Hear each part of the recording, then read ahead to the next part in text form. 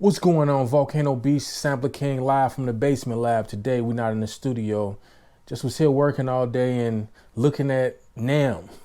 Basically, man, like I told you, it's the most wonderful time of the year. So it was three things that stuck out the most to me today. I gave out 5 yesterday, but it was only 3 today. So let's get into those. The first one I got on the list is the Audient Oria interface. I'm glad this thing didn't come out like 2 months ago, because I would have bought it, because we currently in the middle of building the Atmos system at the studio. So because of that, this thing, like all the interfaces that had Atmos capabilities were all like the Goliath and the big boys.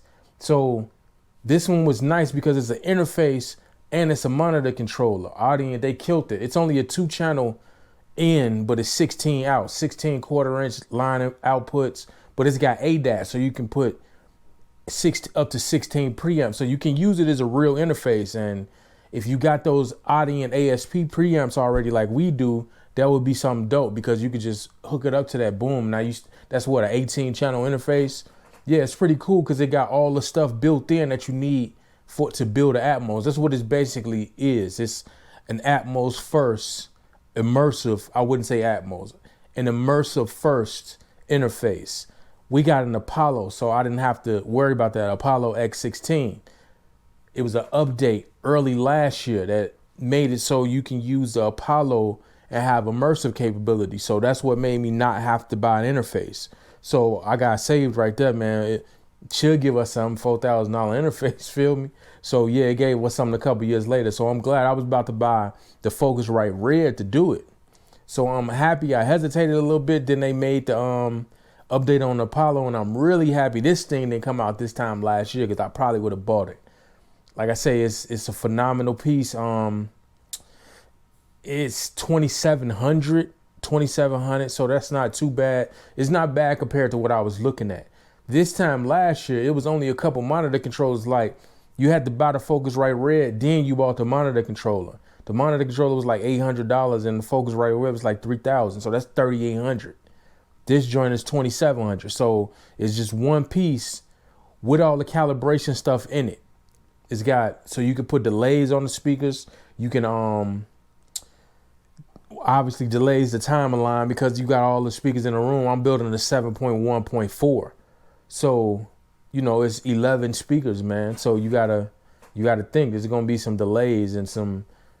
As long as you use the same manufacturer, though, you shouldn't have to deal with like too much volume differences if you got a room that's perfectly laid out. But obviously, if you don't got a room that's perfectly laid out, like we're going through at the studio, our side speakers are a little closer than we want them, and our back speakers are a little bit further than we want them. So yeah, you got to bump those up a little bit. So it's cool that they got all the stuff inside of the interface. It integrates with Sound ID, which is phenomenal. You get a free trial with it when you buy it. So yeah, like I say, it's one of the things that stuck out to me. That's me personally, because we are in the middle of building an Atmos system. It's also cool that you can save the profile. So whatever you come up with in your room, you can save it to the actual interface, not your software on the computer. That's killer, because like some people, you might be taking things places. Like I say, it's an interface built for immersive. It's not studio first, even though you can use it as a studio interface. It's built for immersive. So yeah, this is a godsend for people that are in the middle of trying to make this happen. So the Audient Oria, yeah, is dope. Next on the list, the Yamaha Seqtrak. You know I got to talk about that one, because anybody know me know I be talking crap about the OP1. So this seems like this their take, or this their answer to the OP1. It's only $400 too. It ain't no screen on it like the OP1, because I ain't gonna lie, that's what made the OP1 dope. But it seemed like they really like ripped it off, man. They 128 note polyphony. It's a sampler on here. Sound design tools, like they say, effects. So yeah, literally they coming for teenage engineering with this one, and I'm here for it, man, because somebody needed to make a device that's gonna rival that little thing. Even though I'm not into it, It's a lot of people that are. It was like #1 on the list of like bought and sold pieces of gear last year on Reverb's list. So that tell you all you need to know. It's got the AWM sound engine and the FM engine in it. So that means you can get good, just regular run-of-the-mill stock sounds. I wouldn't say stock sounds, but like just good synth sounds.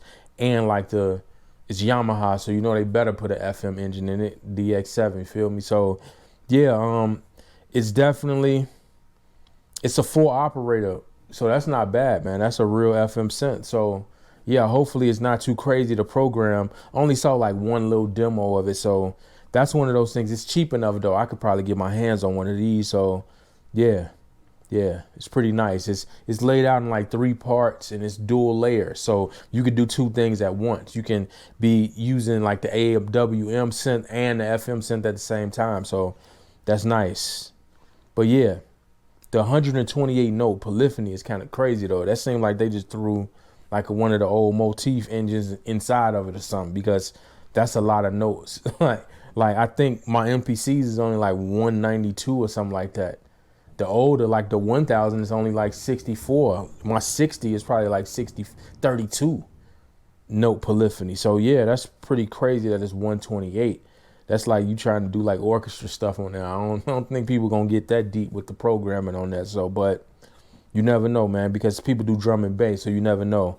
It could be some crazy. They probably made it so high so people can be able to do drum and bass and stuff like that with it. So yeah, that's #2 on my list, man. And last on my list is the WesAudio Tube Eq.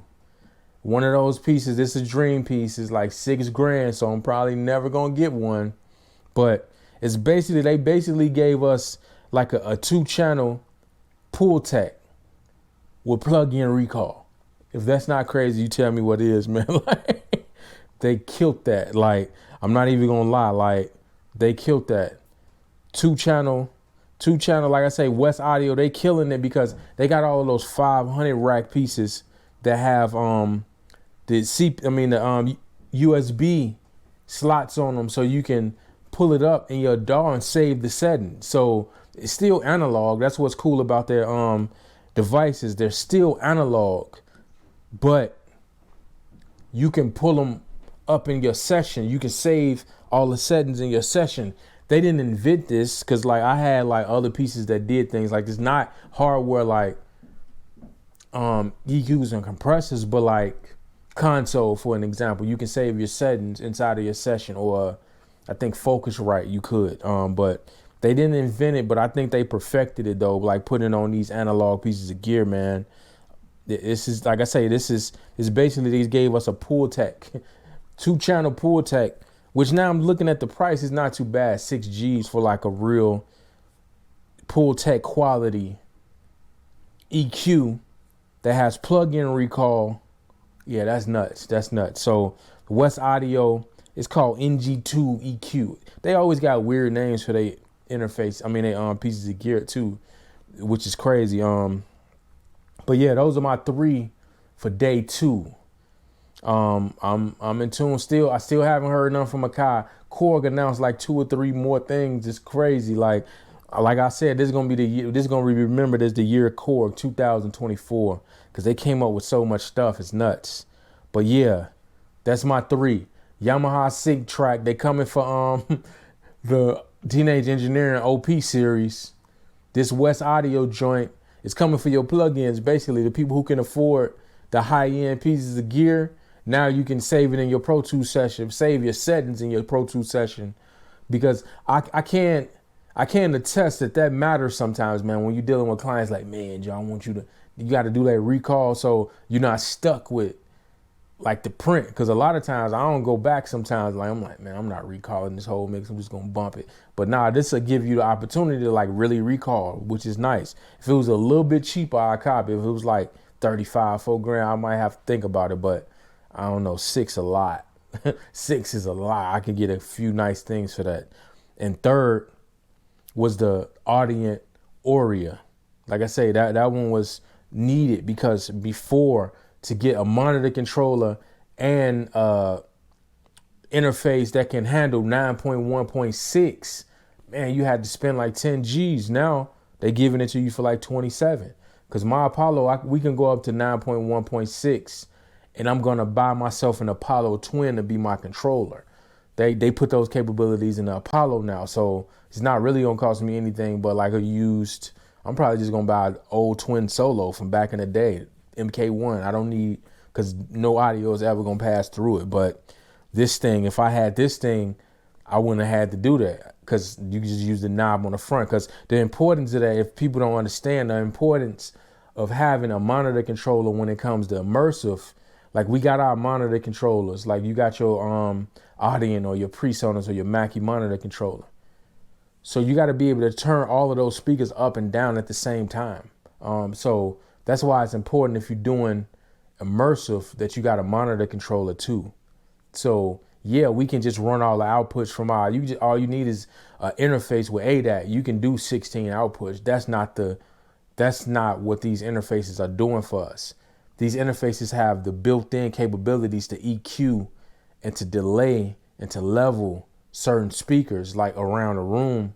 And now this one with the sound ID, you put up the microphone and you get your readings and it helps you. So I was gonna build my setup with Genelec because they had the sound built in, until I went to Transient Sound Studio here in Chicago, man.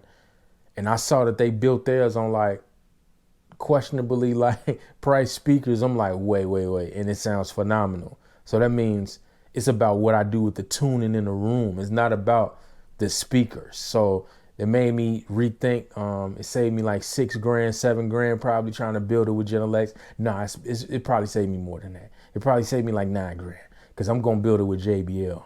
I love my JBL speakers. I got one right there in the background. That's like my background speaker. So when I'm over here on these synth, I still hear stuff. So I'm building my setup around those.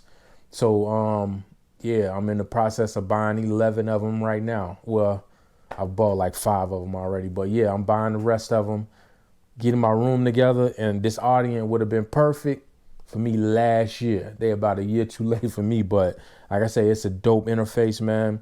I can attest to the Audient sound because we got the Apollo 16. So there's no built-in preamps on there. So we had to buy the Audient ASP. So we've been using it, yeah, for like the last couple of years. It's just straight microphone preamps, no ADAT, no conversion, just straight into our Apollo. So yeah, I can attest to like the Audient sound is a good sound because they make consoles, man. I just got one of their monitor controllers. So yeah, Audient definitely makes quality gear, and this Oria seems like it's gonna be top notch. So yeah, those are my 3 for day 2 of NAMM 2024, man. Before you get out of here, you know what I want you to do. Hit that like, hit that subscribe. Let's go.